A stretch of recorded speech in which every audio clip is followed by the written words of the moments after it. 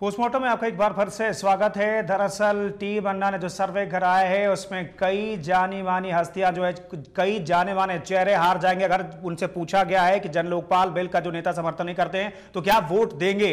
इस पर जो तमाम जानी मानी हस्तियां, राहुल गांधी, लालजी टंडन, सोनिया गांधी, ये तमाम लोग हार जाएंगे चुनाव में अगर उस बेस पर चुनाव होते हैं तो। लेकिन इंडिया अगेंस्ट करप्शन के सर्वे में जिस तरह के नतीजे सामने आए हैं उससे ऐसा तो लगता है कि जनता में अपने अधिकारों के प्रति जागरूकता आई है। लेकिन सवाल यह भी है कि कहीं यह क्षणिक उन्माद तो नहीं है।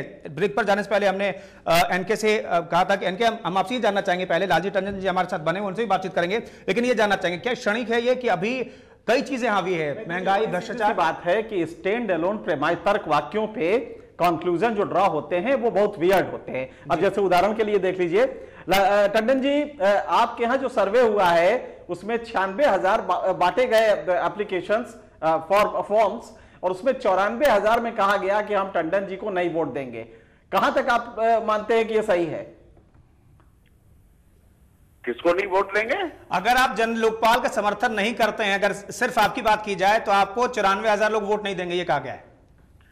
नहीं, तो ये उनके लिए है कि जो समर्थन नहीं करेंगे। जी जी जी, हम तो उसके शुरू से समर्थन में हैं और आखिर तक समर्थन में रहेंगे।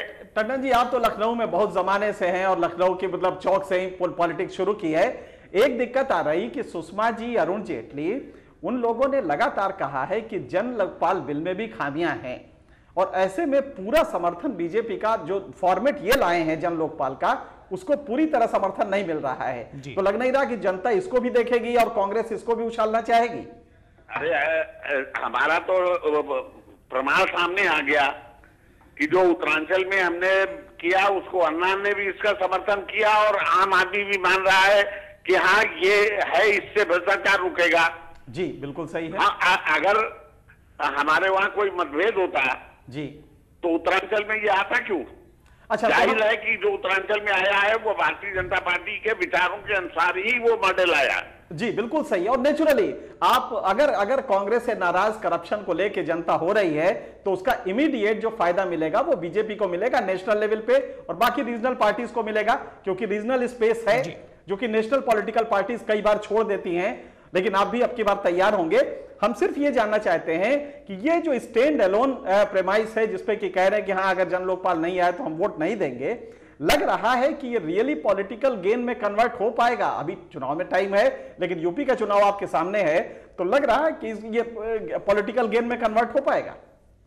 इसे हम राजनीति के चश्मे से देख ही नहीं रहे जी। हम तो ये देश के हित में है, करप्शन का नाश होना चाहिए जी। और उसके लिए हमने ही लड़ाई शुरू की। विदेशों में जमा खाले धन के खिलाफ सारे घोटाले जितने हैं हमने ही उजागर किए हैं बीजेपी ने, और उसके उपाय के रूप में लोकपाल का जो एक मॉडल पेश किया है वो भी पहल हमने की है। बस टंडन जी एक ही धब्बा लग गया है, आप पे भी एक ही धब्बा लगा जो कर्नाटक में लगा येदियुरप्पा को लेकर, वरना सब कुछ बिल्कुल सही था। इसके लिए कर्तव्य है कि बेईमानों को उखाड़ फेंकना, उसके लिए हम जो कुछ है वो कर रहे हैं, अपनी तरह से कर रहे हैं और करेंगे। जी बहुत बहुत धन्यवाद टंडन जी हमसे बात करने के लिए, थैंक यू वेरी मच। बिल्कुल, चुनाव दूर हैं लेकिन क्या चुनाव पर असर पड़ेगा इसका बहुत ज्यादा, ऐसा आप भी बता रहे हैं कि बहुत ज्यादा फर्क नहीं पड़ने वाला क्योंकि स्टैंड अलोन ये सर्वे है। ये जानना चाहेंगे कि दो चीजें हैं इसमें, अगर ये करप्शन के खिलाफ मूवमेंट इसी तरह बिल्डअप होता रहे जी तो लगातार बिल्डअप होता रहे, क्योंकि देखिए मैंने एक चीज और भी कही है कि क्वालिटेटिव चेंज आता है, सामूहिक कॉन्शियसनेस जो होता है, सामूहिक चेतना। अचानक आप देखेंगे, आपने मिस्र में देखा, किसी को भरोसा नहीं था मिस्र में इतना बड़ा विप्लव हो जाएगा। किसी ने भी ट्यूनीसिया के बारे में नहीं सोचा था, किसी ने लीबिया के बारे में नहीं सोचा था। तो ये जो कुछ भी आप देख रहे हैं कॉन्शियसनेस का एक अजीब डायनेमिक्स है कि ये अचानक चेंज होता है पब्लिक कॉन्शियसनेस। आपको देखिए याद होगा 1977 में इंदिरा गांधी ने जब चुनाव कराना चाहा, हम सब ये जानते थे कि ये हारने जा रही हैं, नॉर्थ इंडिया में इनको कोई वोट नहीं मिलेगा और नहीं मिला जी। तो आप समझ सकते हैं कि कॉन्शियसनेस को समझना बड़ा जरूरी है और ये क्वालिटेटिव चेंज होता है कॉन्शियसनेस में जो अभी आपने देखा करप्शन को लेके।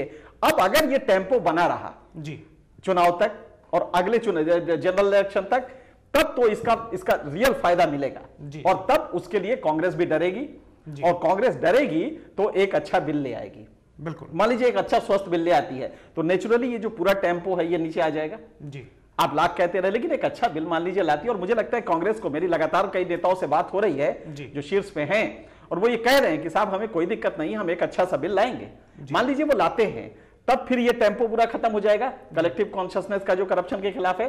तो इतना सिर्फ ये है कि इलेक्शन के रन अप तक आप कितना कलेक्टिव कॉन्शियसनेस बना पाते हैं और कितना इसको रिटेन कर पाते हैं, और इसकी इंटेंसिटी इतनी रखते हैं कि ये वोट में कन्वर्ट हो जाए। आपकी जो मतदान पड़ता है वहां तक ये नाराजगी जाए कि नहीं, इस कांग्रेस ने गलत किया है और हम इसको वोट नहीं देंगे, या ये मायावती ने गलत किया है हम इसको वोट नहीं देंगे, या ये लालजी टंडन ने गलत किया है, या लाल कृष्ण आडवाणी ने किया। इस पे डिपेंड करेगा बहुत कुछ। और ये कॉन्शियसनेस लेवल वॉच करने की जरूरत है कि ये कलेक्टिव कॉन्शियसनेस कहीं सुषुप्तावस्था में तो नहीं चला जाता है। इसकी इंटेंसिटी इतनी ही रहती है, इस पे डिपेंड करेगा। इसलिए सर्वे का अभी पूरा आप ये नहीं कह सकते कि इसका मतलब है कि कांग्रेस गई।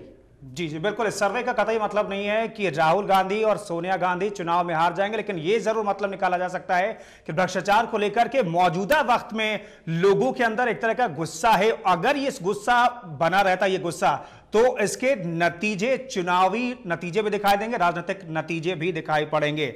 शुक्रिया इस सर्वे का पोस्टमार्टम करने के लिए इनके आपका बहुत बहुत शुक्रिया। तो हमारे इस खास कार्यक्रम में फिलहाल इतना ही, रुकेंगे एक छोटे से ब्रेक के लिए। तमाम खबरों को जानने के लिए बने रहिए साधना न्यूज के साथ।